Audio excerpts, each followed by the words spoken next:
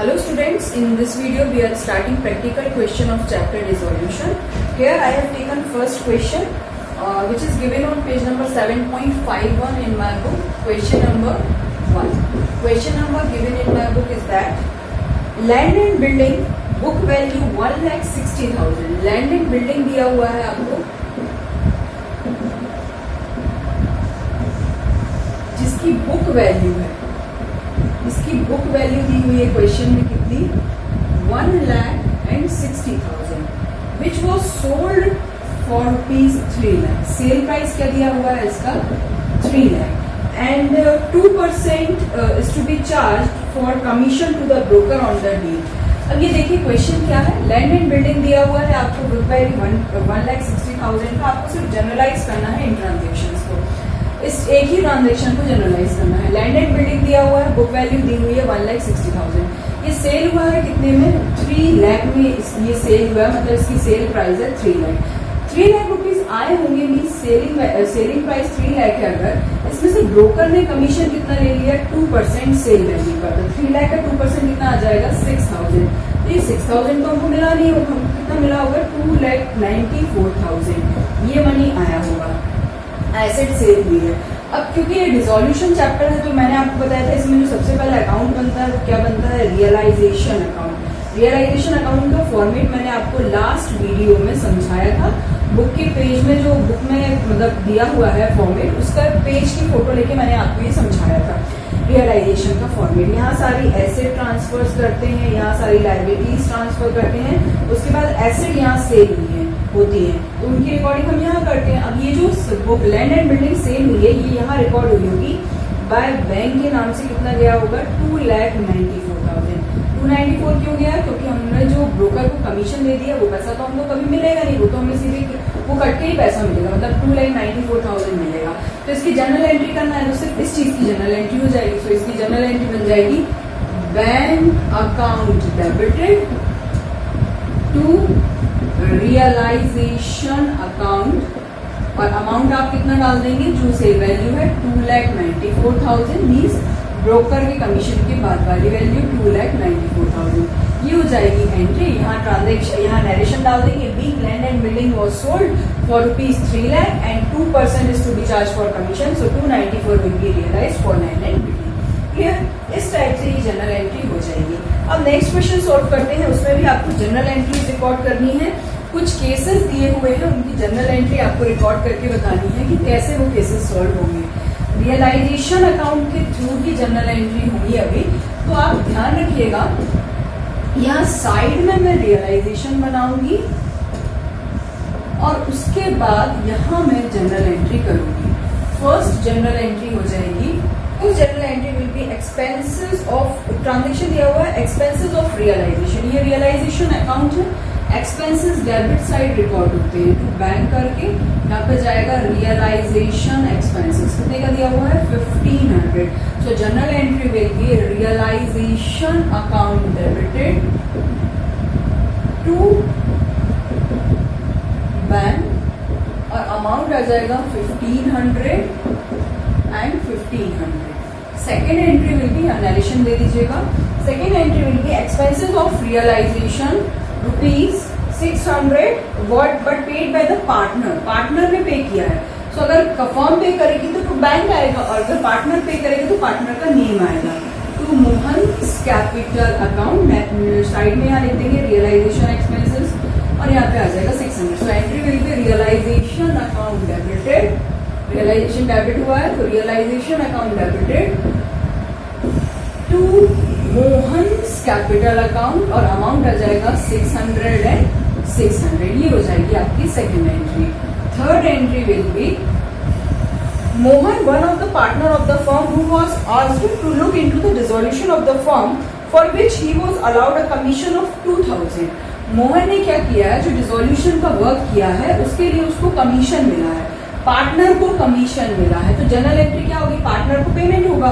So to Mohan's capital account यहाँ हम उसको पेमेंट कर देंगे 2,000. तो journal entry will be realisation account debited to Mohan's capital account. अगर आपको रियलाइजेशन का फॉर्मेट और अच्छे से समझना है तो आप मेरा लास्ट वीडियो देखिए, उसमें मैंने रियलाइजेशन का फॉर्मेट एक्सप्लेन किया हुआ है।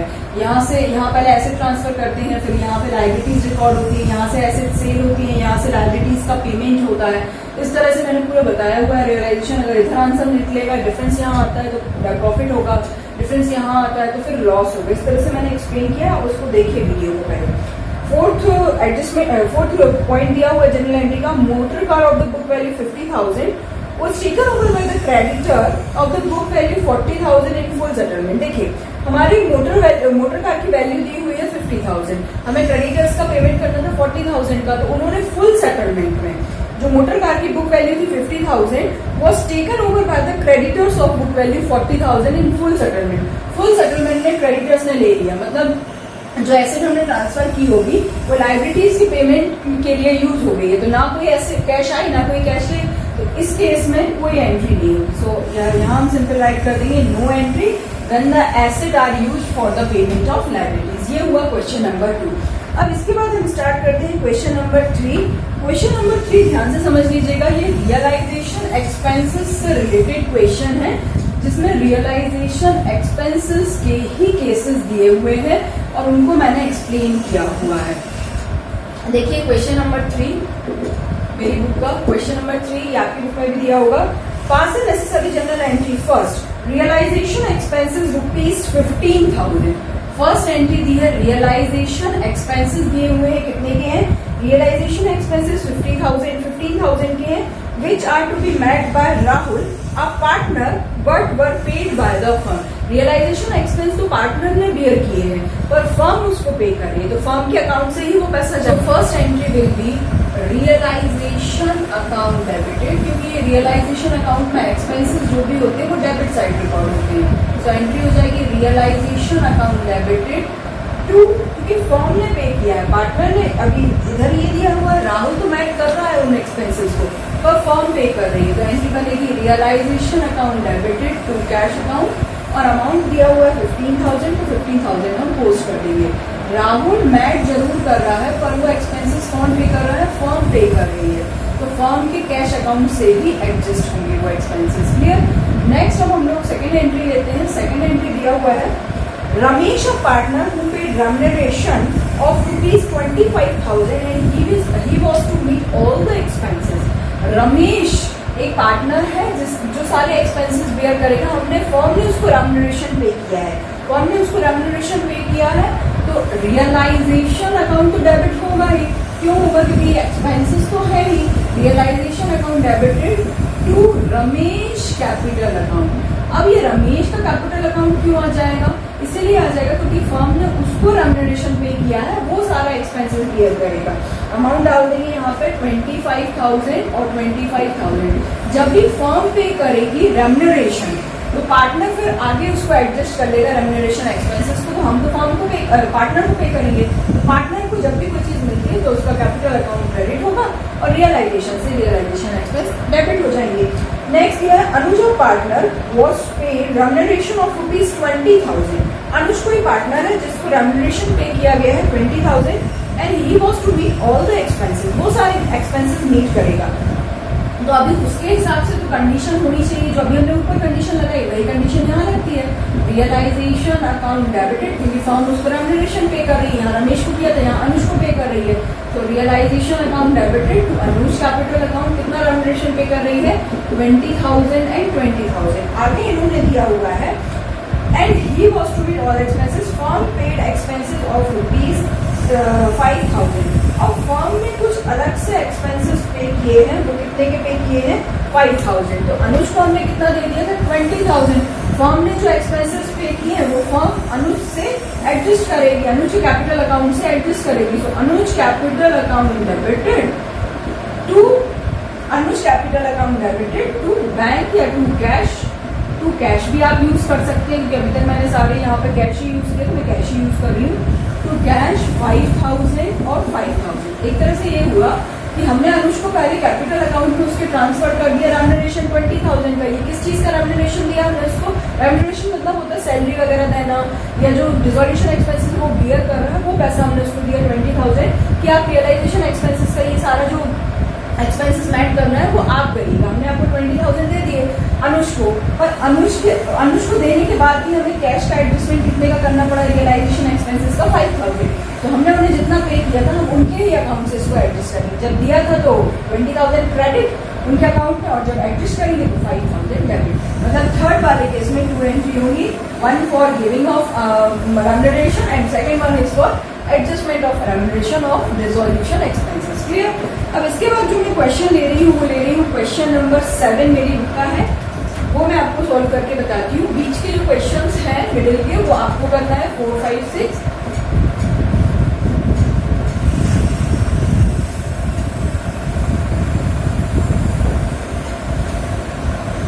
अब जो क्वेश्चन मैं ले रही हूँ क्वेश्चन नंबर 7 है मेरी बुक का। आप अपनी बुक में देखिए 6 से 7 नंबर का क्वेश्चन ही होगा। Pass the necessary journal entry for the following transaction at the time of dissolution of the firm.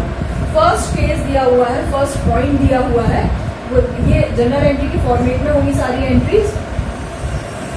Loan of ₹10,000 advanced by a partner to the firm was refunded. Firm को किसी partner ने loan दिया था, अब firm उसको refund कर रही है। तो मैंने आपको बताया था जब भी कोई पार्टनर फर्म को लोन दे या फर्म किसी पार्टनर से ले या फर्म किसी पार्टनर को दे, तो ये सारा एडजस्टमेंट अलग से एक अकाउंट बना के होगा, पार्टनर्स लोन अकाउंट। तो अब जब partner payment loan of ₹10,000 advance bye partner ने फर्म को लोन दिया था, अब फर्म पेमेंट कर रही है लोन का, तो फर्म से तो कैश जाएगा, पर ये एडजस्टमेंट कहाँ से होगा, पार्टनर्स लोन अकाउंट से होगा। जब लोन लिया होगा तो लोन लायबिलिटी है, पार्टनर से जब लोन लिया होगा तो क्रेडिट हुआ होगा। अब पेमेंट करेंगे तो लायबिलिटी कम होगी तो लोन डेबिट होगा। तो एंट्री हो जाएगी partners loan account debited to bank. इसकी पोस्टिंग रियलाइजेशन में नहीं होती, पार्टनर्स कैपिटल अकाउंट में नहीं होती, पार्टनर्स लोन अकाउंट बनाते हैं अलग से, उसमें इस सब की पोस्टिंग होती है। लोन ले दे या पेमेंट करे, सबकी पोस्टिंग अलग से होगी पार्टनर्स लोन अकाउंट में। Next, X a partner takes an unrecorded asset for ₹300।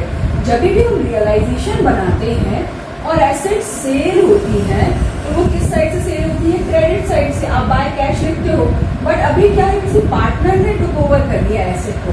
अब जब भी कोई पार्टनर टुक ओवर करे, एक्स पार्टनर ने टुक ओवर किया, तो बाय कैश ना लिखी, उस पार्टनर का नेम आएगा। सो बाय एक्स कैपिटल अकाउंट कितने का एसेट है, 300 का, टाइप राइटर टुक ओवर कर लिया। तो यहाँ पे नीचे हम डाल देंगे टाइप राइटर टुक ओवर किया है, मैं एक बॉक्स बना के डाल सकते हैं आप छोटा सा। उसके बाद यहाँ पे आपको एंट्री करनी है, एंट्री बनेगी X capital account debited to realisation account, और यहाँ पे वैल्यू आ जाएंगी 300 एंड 300। नेक्स्ट पॉइंट देखते हैं क्या दिया है, and undistributed balance, debit balance of profit and loss. Profit and loss का डेबिट बैलेंस लॉस होता है और प्रॉफिट एंड लॉस का क्रेडिट बैलेंस प्रॉफिट होता है। अब इन्होंने बोला है प्रॉफिट लॉस का डेबिट बैलेंस दिया है प्रॉफिट एंड लॉस अकाउंट का, वो XYZ में आपको डिस्ट्रीब्यूट करना है। 3 पार्टनर्स है, तो लॉस है, पार्टनर सफर करेंगे, means X capital account debit, Y capital account debit, Z capital account debit to profit and loss. Bracket में आ जाएगा लॉस। लॉस दिया हुआ है आपको 30,000 का, रेशियो तो क्वेश्चन में दिया नहीं है, तो हम क्या ले लेंगे, इक्वल ले लेंगे, means 10,000 between the 3 partners. Next adjustment D, assets of the firm realise. Asset sale हुई है, कितने में सेल हुई है, बैंक कैश करके यहाँ डाला होगा 1,25,000, तो कैश करके रियलाइज कर लेते हैं। कैश अकाउंट डेबिट और bank account debit, cash account debit और बैंक अकाउंट वर्ड भी यहाँ यूज कर सकते हैं आप। Cash account debit, bank account debit to realisation 1,25,000 and 1,25,000. Now next adjustment will be, next point will be Y, who undertakes to carry out the dissolution proceeding is paid 2,000 for the sale. Y ने जो किया, ये जो पूरी dissolution की process थी वो Y ने की है, वो यही undertakes all the process of dissolution, जिसके लिए उनको पेमेंट हुआ है 2,000 का, तो उनके कैपिटल अकाउंट में जाएगा वो to Y's capital account 2,000। So entry will be realisation account debited to Y's capital account, realisation account debited to Y's capital account 2000. Next entry will be creditors are paid 28,000 in full settlement of their account rupees 30,000. Creditors को payment करना था 30,000 का payment था और आपने कितने का payment कर दिया उनको, आपने उनको पेमेंट किया है 28,000 का full settlement of their account. So creditors को 30,000 का पेमेंट करता था और 28,000 का आपने पेमेंट किया है. So entry will be realisation account debited to bank. कितने का पेमेंट किया है आपने 28,000 का. क्रेडिटर्स एक्सटर्नल लायबिलिटी है, बोले या ना बोले पेमेंट तो आपको करना ही पड़ेगा. तो ये इस टाइप से एंट्री बन जाएगी. मेरी बुक में अप्रोक्स 16 क्वेश्चन दिए हुए हैं एंट्रीज के, जिसमें से मैंने आपको 3-4 क्वेश्चन करके बताए हैं. आप इनको प्रैक्टिस करिएगा, कोई प्रॉब्लम हो तो पूछिएगा. इसके बाद जो मैं क्वेश्चन स्टार्ट कर रही हूँ वो कंप्लीट क्वेश्चन स्टार्ट कर रही हूँ. जैसे बोर्ड में आता है क्वेश्चन, अगर इसका क्वेश्चन आएगा तो इस टाइप से आएगा बोर्ड में. मैं एक क्वेश्चन आपको सॉल्व करके बता रही हूँ, कंप्लीट क्वेश्चन जिसमें रियलाइजेशन अकाउंट भी बनेगा, बैंक अकाउंट भी बनेगा, पार्टनर का कैपिटल अकाउंट अगर होगा, पार्टनर ने लोन दिया होगा या लिया होगा तो वो भी ड्रॉ होगा, और पार्टनर्स कैपिटल अकाउंट कैसे बनेगा इस चैप्टर का तो मैं आपको एक क्वेश्चन करके बताती हूँ. इसका मेरी बुक का क्वेश्चन नंबर है क्वेश्चन नंबर 20. टॉपिक हेडिंग दी हुई टॉपिक की realisation account, partners capital account and bank और कैश अकाउंट. पेज नंबर 7.56 पे दिया हुआ है मेरी बुक में. क्वेश्चन नंबर 20 है ये मेरी बुक का. Balance sheet of the firm as on 31st March 2019 when it was decided to dissolve the sale. Balance sheet दी हुई है मेरी बुक में. General reserve liability side creditors दिया हुआ है, जनरल रिजर्व दिया है, capital account X and Y का दिया हुआ है, asset side cash at bank का बैलेंस दिया हुआ है, स्टॉक, डेटर्स, मशीनरी, इतनी इन्फॉर्मेशन दी हुई है. और बैलेंस शीट का टोटल है मेरी बुक में 21,500. तो आप क्वेश्चन मैच कर लीजिएगा अपनी बुक में. आगे एडजस्टमेंट दिया हुआ है rupees 19,500 were realise from all asset. जो भी एसेट है जैसे स्टॉक, डेटर्स और मशीनरी, इनकी सेल वैल्यू मतलब रियलाइजेशन वैल्यू कितनी आई है, मतलब ये कितने में गए होंगे, कैश कितना रियलाइज हुआ होगा, वो हुआ होगा 19,500 कैश और बैंक बैलेंस को छोड़ के. आगे दिया हुआ है the cost of winding up. Cost of winding up मतलब होता है डिसोल्यूशन एक्सपेंसेस. वो दिए हुए हैं कितने rupees 440. X and Y shared profit and losses in the ratio of 2:1. You have to prepare realization account and partners capital account. देखिए मैंने पूरा क्वेश्चन देख लिया है.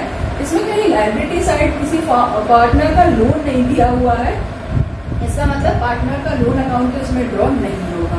सपोज पार्टनर की वाइफ का लोन है या फीमेल पार्टनर्स है तो हस्बैंड का अगर लोन है तो फिर वो जाता, वो एक्सटर्नल लोन होगा, वो जाता. पर अगर किसी पार्टनर का लोन है तो उसके लिए अलग अकाउंट बनेगा, वो बनेगा पार्टनर्स लोन अकाउंट. इसका हम पहले रियलाइजेशन अकाउंट ड्रॉ कर रहे हैं. Particulars amount, particulars and amount. Clear. Heading आ जाएगी रियलाइजेशन अकाउंट. सबसे पहले मैंने आपको बताया इधर इस साइड आप एसेट ट्रांसफर करेंगे, यहाँ आप लायबिलिटी ट्रांसफर करेंगे. तो यहाँ आ जाएंगे 2 एसेट्स. क्या क्या एसेट आप ट्रांसफर कर रहे हैं, stock, debtors and machinery. Here stock is of 4740, debtors 5540 and machinery 10580. इसका समेशन कर लेते हैं. ये आ जाएगा 8 + 8 16, कैरियर 1, 5 + 5 7 + 10 + 17 + 1 80. Here 10 20860. ये वैल्यू आ गई सारी एसेट की 20860. अब ट्रांसफर करते हैं सारी लायबिलिटीज बाय लायबिलिटीज. लायबिलिटीज में देखते हैं रिजर्व दिया हुआ है, रिजर्व पार्टनर्स में डिस्ट्रीब्यूट होगा. कैपिटल अकाउंट की टाइम उसका यूज करके जब पार्टनर्स कैपिटल अकाउंट प्रिपेयर करेंगे. और दिया हुआ है क्रेडिटर्स. तो सन्ड्री क्रेडिटर्स दिए हुए हैं, वो दिए हुए हैं कितने के 14,000. तो वो अमाउंट पोस्ट कर देंगे हम यहाँ पे 14,000. ये मैंने फाइनल अमाउंट पोस्ट कर दिया. अब इसके बाद एडजस्टमेंट पढ़ते हैं. बाय रुपीज 19,500 पर रियलाइज फॉर एसेट्स. जो एसेट सेल हुई है बाय बैंक वो कितने में सेल हुई है 19,500. मतलब ये स्टॉक, डेटर्स और मशीनरी इनसे रियलाइज हुआ है 19,500 कैश को छोड़ के बाकी सारा. The cost of winding up winding up of the firm, winding up of firm came to ₹440. So to bank pay किया होगा, यहाँ से कैश आता है क्रेडिट साइड से और यहाँ से जाता है. वाइंडिंग अप की कॉस्ट को इन्होंने पे की होगी 440. अब इसके बाद हम क्रेडिटर्स का पेमेंट करेंगे. क्वेश्चन में बोले या ना बोले, अगर एसेट रियलाइज में पहले क्रेडिटर्स का पेमेंट होगा. सो टू बैंक क्रेडिटर्स का पेमेंट भी कर देते हैं. यहाँ पे यहाँ राइट कर देते हैं क्रेडिटर्स के पेमेंट का अमाउंट क्या है, ये कितना आया 14,000. अब हम सबमिशन कर लेते हैं. प्रॉफिट शेयर कर रहे हैं partners. Profit sharing ratio is 3:1. तो पहले फाइंड आउट करते हैं प्रॉफिट आ रहा है या लॉस आ रहा है. सबमिशन कर लेते हैं. यहाँ का ये आ जाएगा 6 + 4 मीन्स 10, कैरियर 1, 8 + 4 12, 13, कैरियर 1, ये आ जाएगा 4 + 1 5 एंड 35,300. ये तो हो गया डेबिट का टोटल. अब यहाँ का सबमिशन कर लेते हैं. सो यहाँ का सबमिशन आ रहा है 0 0 5 9 + 4 13, कैरियर 1 1 + 1 2 3. डेबिट साइड का अमाउंट ज़्यादा है, मीन्स लॉस आएगा 35300 35300. इसमें से इसको डिडक्ट कर देते हैं. तो ये आ जाएगा 30 - 5, so it will be 8 and 4 - 3 1800 loss का आया. So by profit and loss और लॉस सीधे आप डायरेक्ट लिख दीजिए यहाँ पे. By loss transfer to partner के नेम थे हमारे X and Y. Profit sharing ratio है 2:1. X capital account and Y's capital account. 1800 will be shared in the ratio of 2:1 divided by 3. 3 6 are 18. So 1200 and 600. So amount will be 1800 loss. Partner will suffer 1200 and 1600. इसके बाद जो उन्होंने बनाने बोला है वो बोला है realisation by partners capital account and bank account. Bank account बोला नहीं है बट मैं आपको बना के बताऊंगी कैसे बनेगा. देखिए इसके बाद हम बनाते हैं यहाँ पे पार्टनर्स कैपिटल अकाउंट.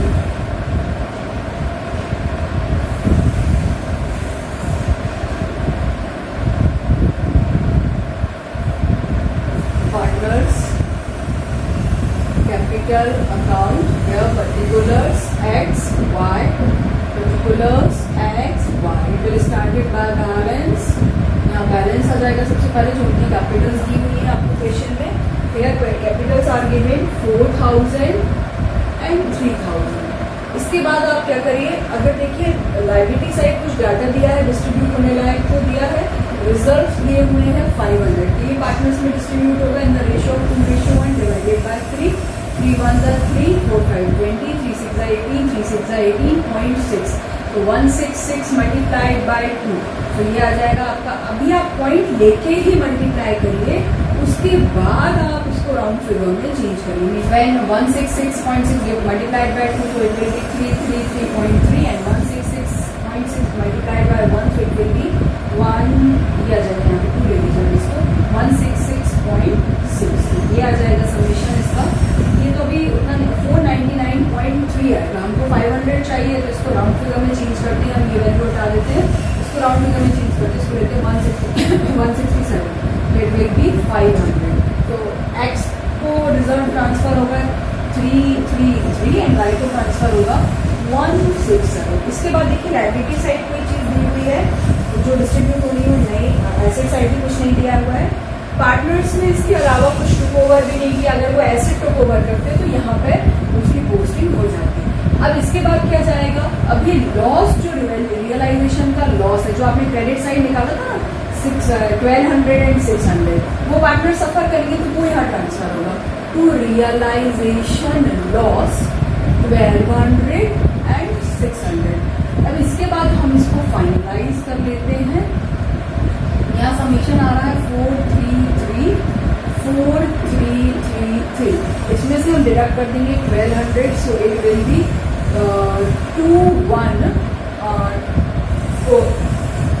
3133. ये बैलेंस आ जाएगा एक्स के कैपिटल अकाउंट का, क्योंकि अब बैलेंस फॉर्म तो बंद हो रही है, रिजोल्यूशन हो रहा है फॉर्म का. तो तो अब ये बैलेंस में नहीं जाएगा, इनको पे कर दिया जाएगा इनका कैपिटल का बैलेंस टू बैंक अकाउंट करके हम इसको ट्रांसफर करेंगे 3133। ऐसे ही हम वाई पार्टनर का भी फाइंड आउट कर लेते हैं 3167, इसमें से हमें डिडक्ट करना है कितना 600, सो इट विल बी 2567, इनको भी पेमेंट कर दिया जाएगा। अब इसके बाद जो लास्ट अकाउंट हम बनाएंगे वो बनाएंगे बैंक अकाउंट। जैसे आप क्या करते थे अभी के क्वेश्चंस में, आप बैलेंस शीट बनाते थे, बैलेंस शीट न्यू फॉर्म की बैलेंस शीट पे टोटल इक्वल आ गया, मतलब आपका पूरा करेक्ट है इक्वेशन। अब ऐसे ही आपको इधर बैंक अकाउंट बना के देखना है, अगर बैंक अकाउंट आपका मैच हो रहा है, हमेशा बैंक अकाउंट मैच होना चाहिए। अगर आपका बैंक अकाउंट मैच हो रहा है इसका मतलब आपने कहीं कोई एडजस्टमेंट नहीं छोड़ा है और कहीं भी कोई मिस्टेक्स नहीं है। क्लियर? तो आप इस बात को ध्यान रखिए। हमेशा बैंक क्या है, एसेट होता है, डेबिट साइड से ये अकाउंट शुरू होगा टू बैलेंस बॉटम। देखिए asset side, old balance sheet में एसेट साइड दिया हुआ है 640 का बैलेंस, तो वो हम ट्रांसफर करेंगे। रियलाइजेशन अकाउंट देखेंगे, रियलाइजेशन अकाउंट में आपने जहां जहां बैंक के नाम से पोस्टिंग की होगी उसकी पोस्टिंग यहाँ होगी। आपको याद होगा रियलाइजेशन अकाउंट जब मैंने यहाँ बनाया था तो यहाँ मैंने एसेट्स रियलाइज की थी बाय बैंक करके 19500 के रियलाइजेशन अकाउंट में। सो एंट्री क्या बनाई होगी मैंने, realise bank account debit to realisation, तो बैंक अकाउंट के डेबिट में उसकी पोस्टिंग हो जाएगी टू रियलाइजेशन 19,500। इट मीन्स आपको रियलाइजेशन से ही चेक करके पोस्टिंग करनी पड़ेगी बैंक अकाउंट में। इसके बाद मैंने यहाँ डेबिट साइड बैंक से पेमेंट किया था दो चीजों का, एक मैंने क्रेडिटर्स का पेमेंट किया था 14,000 का, और एक मैंने वाइंडिंग अप के एक्सपेंसेस का पेमेंट किया था। तो वहां एंट्री क्या बनी होगी, realisation account debit to bank, bank में वो कहाँ जाएगी, क्रेडिट साइड बाय रियलाइजेशन करके ये एक्सपेंसेस की, और बाय रियलाइजेशन अकाउंट करके यहाँ पे किस चीज की, क्रेडिटर्स के पेमेंट की, एक 14,000 की पोस्टिंग और एक 440 की पोस्टिंग। इसके अलावा मैंने इस अकाउंट में कहीं बैंक वर्ड नहीं यूज किया था। फिर मैंने बनाया पार्टनर्स कैपिटल अकाउंट, इसमें बैंक यहाँ आया है, partners capital account debited to bank, partners को पेमेंट हुआ है, ये रिसिप्ट साइड होती है बैंक की और ये पेमेंट साइड होती है, पे किया है तो यहाँ जाएगा, तो by X capital account and by Y's capital account, ये आ जाएगा 3133 एंड 2567। अब हम इसके बाद कोई चीज नहीं रहेगी है बैंक अकाउंट में पोस्ट करने के लिए। अब हम इसका समीशन कर लेंगे। सो इसका समीशन आ रहा है यहाँ पे 0 4 6 + 5 6 + 5 11, कैरियर 1 2 0 1 4 0, ये बैलेंस आया 20140। यही बैलेंस इधर का भी आना चाहिए। 7 + 3 10, कैरियर 1 6 + 3 9 + 4 13 + 1 14, कैरियर 1 4 + 1 5 5 5 10 1 11, कैरियर 1 4 + 4 8 9 10 20140। देखिए मैंने आपसे बोला था कैश अकाउंट का टोटल सेम आना चाहिए both sides, receipt side and payment side. Debit side receipt side है और क्रेडिट साइड पेमेंट साइड है, तो दोनों साइड का टोटल इक्वल आना चाहिए आगे। इस तरह से डिसोल्यूशन का क्वेश्चन सॉल्व होगा पूरा। अब नेक्स्ट क्वेश्चन जो मैं आपको करके दिखा रही हूँ वो है क्वेश्चन नंबर 24 मेरी बुक का, एनसीईआरटी का मॉडिफाइड क्वेश्चन है ये। मे बी आपको एनसीईआरटी बुक में भी मिल जाएगा, बस हो सकता है थोड़ा अमाउंट चेंज रहे, थोड़ा बहुत ही चेंज रहेगा, बाकी सेम क्वेश्चन आपको एनसीईआरटी में मिल जाएगा। क्वेश्चन नंबर 24 है मेरी बुक का जो मैं सॉल्व कर रही हूँ। A and B are partners in a firm sharing profit and losses in the ratio of 3:2. On 31st March 2019, their balance sheet was as follows. Balance sheet दी हुई है, बैलेंस शीट में डाटा दिया हुआ है लायबिलिटी साइड का and asset side का। Liability side जो डाटा दिया हुआ है उसमें क्रेडिटर्स दिए हुए हैं, मिसेस एज लोन, तो ये एक्सटर्नल लोन है, पार्टनर का लोन नहीं है, उसकी वाइफ का लोन है। जैसे बैंक लोन का ट्रीटमेंट करते हैं, मतलब लायबिलिटी क्रेडिटर्स का ट्रीटमेंट करते हैं, वैसे ही हम रियलाइजेशन में इनका ट्रीटमेंट करेंगे। बीज लोन मतलब ये पार्टनर का लोन है, तो इसके लिए पार्टनर्स कैपिटल अकाउंट से पेमेंट होगा। रिजर्व एज कैपिटल बीज कैपिटल, टोटल दिया है 86,000। ऐसे ही देखिए एसेट साइड डाटा दिया हुआ, cash, stock, debtors, furniture, plant, investment, profit and loss. Profit and loss balance अगर आपको एसेट साइड दिया हुआ है इसका मतलब ये लॉस है, तो ये पार्टनर्स में डिस्ट्रीब्यूट होगा डेबिट साइड। नेक्स्ट आगे डाटा दिया हुआ है, the firm was dissolved on 31st March 2019। Firm का डिसोल्यूशन हो रहा है। अब इसके बाद डाटा दिया हुआ है, a took over the investment at the agreed value of 8,000, he also agreed to settle Mrs A's loan. जो ए पार्टनर है उन्होंने इन्वेस्टमेंट टुक ओवर की है, इन्वेस्टमेंट एसेट है, उन्होंने टुक ओवर की है, मतलब पार्टनर्स कैपिटल अकाउंट में डेबिट साइड से उन्होंने टुक ओवर किया होगा और रियलाइजेशन में भी इसकी पोस्टिंग होगी। और उन्होंने उनकी जो वाइफ ने लोन दिया था फर्म को 10,000 का, मिस्टर ए ने उसको भी पे आउट किया हुआ है। Other asset stock, debtors, furniture, plant ये सेल हुए हैं। Expenses of realisation 1600, creditors were accept 37,000 in settlement. You have to prepare valuation account and partners capital account. आपको realisation account and partners capital account, आपको realisation account prepare करना है and partners का capital account आपको prepare करना है। So start करते हैं हम रियलाइजेशन अकाउंट से और बैंक अकाउंट भी प्रिपेयर करेंगे हम लोग। सबसे पहले यहाँ ट्रांसफर होगी सारी एसेट्स, आप यहाँ लिख सकते हैं टू ऑल एसेट्स, ऐसे लिख सकते हैं। और यहाँ ट्रांसफर होगी सारी liabilities, by all liabilities. Clear? ऐसे ट्रांसफर करते हैं, कैश और बैंक कभी ट्रांसफर नहीं होता। Stock, debtors, furniture, plant and investment ये ट्रांसफर होंगे। इनकी वैल्यू दी हुई है 6,000, 19,000, 4,000, 28,000। इन्वेस्टमेंट आ जाएगा 10,000 का, तो इसका हम सबमिशन कर लेते हैं। ये हो जाएगा आपका सबमिशन 000 और ये 9 + 6 15, 15 + 4 19, 19 + 8 27, 19 + 8 27 हो गया। यहाँ पे ट्रांसफर हो जाएंगे, ये हो जाएगा 2 + 1 3, 3 + 2 5 + 1 6, 67,000। इसके बाद अब पढ़ते हैं आगे question. A took over the investment at the agreed value. A ने टुक ओवर किया, अगर कैश में जाते तो बाय बैंक लिखते या बाय कैश लिखते, बट ए ने टुक ओवर किया है तो बाय एज कैपिटल अकाउंट। कितना ट्रांसफर होगा? 8,000। एंड ही एग्रीड टू पे मिसेस ए लोन, वो अपनी वाइफ का लोन भी पे कर रहे हैं। सो एज कैपिटल अकाउंट कितने का लोन पे कर रहे हैं? 10,000 का। आगे एडजस्टमेंट दिया हुआ है, other asset realise by bank करके जो एसेट रियलाइज हुई है वो डालेंगे। बस स्टॉक जाएगा, debtors, furniture and plant. Amount आ जाएगा यहाँ पे 5,000, 18,500 and 4,500 and next is 25,000। Summation कर लेंगे इसका, तो यहाँ पर वैल्यू आ जाएगी 0 कैरियर 1, ये आ जाएगा 5 + 5 10 + 15 + 8 23 कैरी 4 5 53,000 से वैल्यू है। अब इसके बाद expenses of realisation. So to bank ऐसा करते हैं, यहाँ लिख देते हैं जो पेमेंट हुए हैं बाय बैंक करके एक साथ लिख देते हैं, क्रेडिटर्स का भी और रियलाइजेशन का भी। 1,600 एंड 37,000 समेशन बाहर कर देंगे, ये आ गया 38,600। अब इसका टोटल कर लेते हैं, देखते हैं which will come either as profit और loss. So 006 and here 7 + 8, 8 + 8 16 15 here 1 6 + 1 7 + 1 8 8 + 3 11। Okay, यहाँ का समेशन कर लेते हैं 0 0 0 8 + 8 16 + 3 19 here 1 5 + 4 9 + 1 10।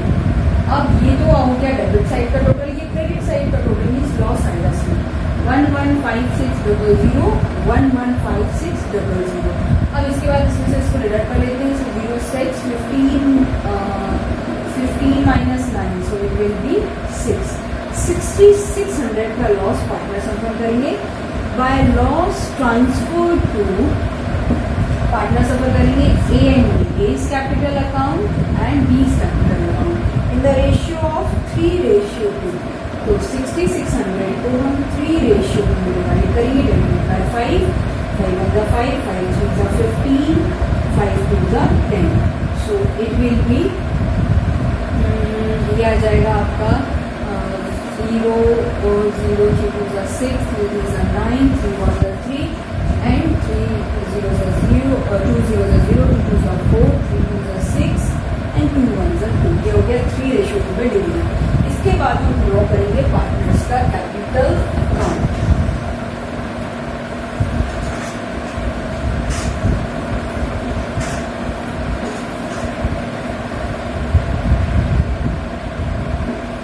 कैपिटल अकाउंट ड्रॉ करते हैं, फिर उसके बाद बैंक अकाउंट ड्रॉ करेंगे। Partners capital account, particulars A B, particulars A B. Start करते हैं बाय बैलेंस से। बाय बैलेंस ब्रॉट डाउन, ये बैलेंसेस दिए हुए हैं 10,000 एंड 8,000। इसके बाद आप सबसे पहले चेक कीजिए कि लायबिलिटी साइड पे रिजर्व दिया है, अगर दिया तो पार्टनर्स में डिस्ट्रीब्यूट होगा। बाय रिजर्व कितने का दिया हुआ है 5,000, तो 5,000 इन the ratio of 3:2 means 3,000 and 2,000। इसके बाद आप देखिए एसेट साइड में लॉस दिया है, हाँ दिया है, तो वो पार्टनर्स में डिस्ट्रीब्यूट होगा। ब्रैकेट में डाल दीजिए बाय लॉस, कितने का लॉस दिया है 7,500, तो 7,500 इन the ratio of 3:2 divided by 5, 5 1s are 5 और दिया जाएगा 25, 15 5s are 25, तो 15 3s are 4,500 and 15 2s are 30 means 3,000। अब इसके बाद देखिए जो पार्टनर ने तो ओवर किया है, वहाँ जब आपने रियलाइजेशन अकाउंट बनाया होगा तो वहाँ जहाँ पार्टनर्स का नेम गया है वहाँ पोस्टिंग होगी।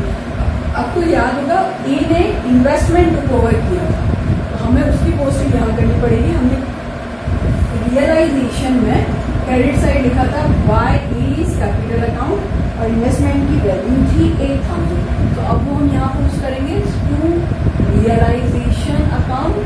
ब्रैकेट में चाहे तो लिख सकते हैं इन्वेस्टमेंट 8,000 का। और ए ने मिसेस ए का अपनी ही वाइफ का पेमेंट किया था, किस चीज का, a took over the investment at the agreed value of 8,000, तो इसकी एंट्री तो हमने कर दी। A's capital account debited to realisation, और इन्होंने अपनी ही वाइफ का लोन पे किया था। एज कैपिटल अकाउंट हमने यहाँ पर डाला था, वाइफ का लोन था 10,000 का, तो realisation account debited to A's capital account. अब ये ए को पे कर दिया जाएगा, सो बाय रियलाइजेशन अपनी वाइफ का जो इन्होंने लोन पे किया था वो जाएगा 10,000। इसके बाद अब हम लास्ट में ट्रांसफर कर देंगे रियलाइजेशन का लॉस टू रियलाइजेशन लॉस, जो हमने निकाला था 6,600 को हमने डिस्ट्रीब्यूट किया था 3:2 में, तो यह आ जाएगा 3,960 एंड सेकेंड जो वाई पार्टनर था उसका आ जाएगा 2,640। अब इसके बाद हम इस अकाउंट को कर लेते हैं फाइनलाइज। यहाँ का समेशन आ जाएगा 23,000, इसमें से ये अमाउंट यहाँ के डिडक्ट हो जाएंगे, 23,000 में से माइनस हो जाएगा, इसका समेशन ये आ जाएगा 6, 9 + 5 14, कैरी 1, 8 + 4 13, 13 + 3 16। इसको डिडक्ट कर लेते हैं, यहाँ से ये डिडक्ट हो जाएगा, तो ये बचेगा 12, ये 1 0, 12 - 6 6, 9 - 4 5, 10 - 6 4, मीन्स इनको पे होगा 6,540, ये पेमेंट हो जाएगा टू बैंक। एंड ऐसे इनकम फाइंड आउट करेंगे, यहाँ 10,000 आ जाएंगे, यहाँ भी ये 10,000 आ जाएंगे, 10,000 में से माइनस कर देंगे 5,640, तो ये आ जाएगा 10 - 4 6, 9 - 6 3, 9 - 5 4, 4,360 का पेमेंट हो जाएगा बी पार्टनर के लिए। तो अब इसके बाद हम जो फाइंड आउट करेंगे, जो बनाएंगे वो बनाएंगे, ड्रॉ करेंगे बैंक अकाउंट। ये बैलेंसेस तो आ गए इनके पार्टनर्स कैपिटल अकाउंट के। अब इसके बाद हम ड्रॉ कर लेते हैं बैंक अकाउंट। ये रिसिप्ट साइड है और ये पेमेंट साइड है, ऐसे ध्यान रखेंगे तो इजी बना पाएंगे। टू बैलेंस ड्रॉप डाउन, जो बैलेंस दिया हुआ है उससे स्टार्ट करेंगे। बैलेंस दिया हुआ है आपको 11,500। एक बात याद रखिएगा, अभी आपने पार्टनर के लोन का पेमेंट नहीं किया है, क्योंकि पार्टनर बी था जो उसने लोन दी फॉर्म के लिए, लायबिलिटी है ना वो मिस्टर बी इज लोन, तो इसको हमें क्या करना पड़ेगा, फॉर्म ने लोन लिया होगा पार्टनर से, तो मैंने आपको बताया था इसके लिए आपको क्या करना पड़ेगा, अलग से एक अकाउंट ड्रॉ करना पड़ेगा जिसमें आप क्या करेंगे, बी का पेमेंट करेंगे। तो आप एक छोटी सी लाइन में उसका अकाउंट ड्रॉ कर सकते हैं, लायबिलिटी बीज लोन अकाउंट। लोन लिया होगा बी से तो लायबिलिटी बढ़ गई होगी, तो यहाँ पे डालेंगे बाय बैलेंस करके ही डालिए, बाय बैलेंस ब्रॉट डाउन कितने का बैलेंस था, लोन लिया था हमने उससे लोन लिया था 15,000 का। अब हम उसका पेमेंट करेंगे, सो टू बैंक से ही उसका पेमेंट होगा कितने का, 15,000 का। तो इस तरह से ये बैलेंस हो जाएगा, यहाँ आ जाएंगे 15,000 और यहाँ आ जाएंगे 15,000। अब जब हम बैंक अकाउंट बनाएंगे ना, तो इसकी पोस्टिंग भी हमें करनी पड़ेगी। तो हम सबसे पहले इसी की पोस्टिंग कर देते हैं। Please loan account debit to bank, payment हुआ है, सो बाय प्लीज लोन कितने का पेमेंट हुआ है, 15,000 का। अब आप रियलाइजेशन के बेसिस पर ट्रांसफर कर दीजिए सारे, जहां जहां बैंक में रिसिप्ट हुआ है वो रिसिप्ट मतलब इनकम, जहां जहां से पैसा आया वो डेबिट में जाएगा और जहां जहां से गया है वो क्रेडिट में जाएगा। तो स्टॉक एसेट्स रियलाइज हुई थी, हमने इनको कहा रियलाइजेशन में क्रेडिट साइड किया लिखा था, तो टू रियलाइजेशन कितने की एसेट रियलाइज हुई थी, मैंने इनका समेशन किया था 5,000 प्लस 18,500 प्लस 4,500 प्लस 25,000। तो ये समेशन आ जाएगा यहाँ पर रियलाइजेशन का 53,000, जो एसेट सेल हुई थी ना, स्टॉक, डेटर्स, फर्नीचर, प्लांट, इन सब की वैल्यू आ जाएगी। तो मैंने ये साथ में डाल दिया। Expenses of realisation, so by realisation यहाँ पे एक्सपेंसेस चले गए 1,600 के।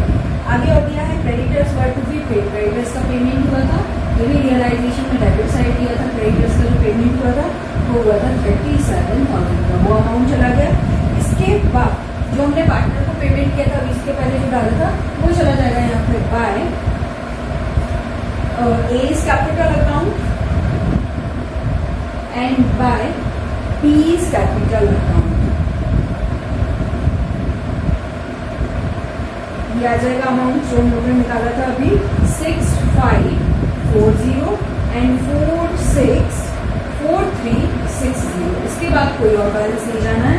अब हम इसका समेशन कर लेते हैं, यहाँ आ जाएगा 64,500, इसका भी समेशन कर लेते हैं। 6 + 4 10, फिर 1 6 + 1 7, 7 + 3 10 + 5 15, यहाँ पे 1 5 + 1 6 7 7 14, 14 + 6 + 4 means it will be 24, ये भी करिए जाएगा 3 + 2 5 6 4 5 0 0। इस तरह से आप ये रिजोल्यूशन चैप्टर के क्वेश्चंस प्रैक्टिस कर लीजिएगा। नेक्स्ट वीडियो में मैं स्टार्ट करूंगी चैप्टर अकाउंटिंग फॉर नॉट